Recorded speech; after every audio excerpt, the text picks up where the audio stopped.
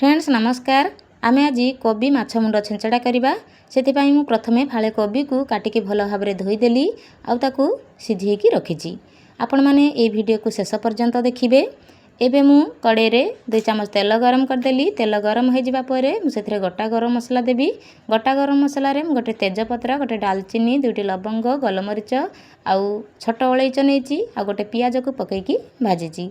पियाज को किसी समय भाजवा परे मुझे अल्प छेचा अदा रसुण देली।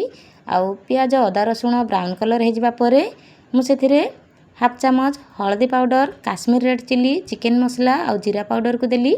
आउ मु एथिरे गुंड मसला ऐड करथिली सेथिपाई अल्प टिके पानी देदेली आउ ताको भल भाव में मिसई देली।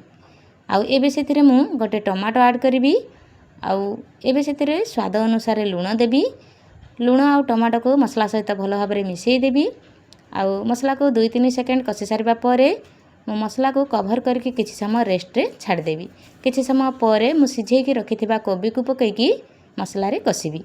आउ आपण माने जदि फेसबुक पेज रे देखुचंती आउ मो रेसिपीटी आपण मानको पसंद आसुची ताहले प्लीज मो पेज को लाइक कमेंट शेयर करिवे, फॉलो करिवे। आउ जदि यूट्यूब रे देखुचंती ताहले लाइक कमेंट शेयर एवं सब्सक्राइब करिवे जा द्वारा आपण माने आगो को एमती मोर नुआ नुआ रेसिपी देखिबा को पाई परिवे। कोबी को मसला रे किछि समय कसिबा परे मु सेथिरे आगरु फ्राई करिके रखिथिबा माछ मुंड को पकईकी कसिबी।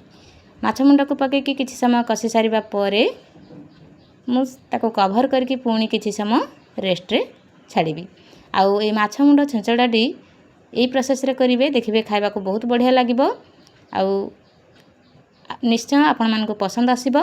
किछि समय परे मु ताको कभर करके रेस्ट रे छाड़ देली। आउ किछि समय परे माछ मुंड छेंचड़ा हो जाइछि। एबे मु सेथिरे अल्प गरम मसला दे देली आउ कटा धनिया पत्र को दे देकी भल भाव में मिसई देबी।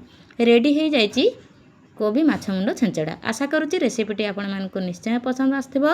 रहुची पुणी देखा हेबी आउ एक नुआ रेसिपी सहित।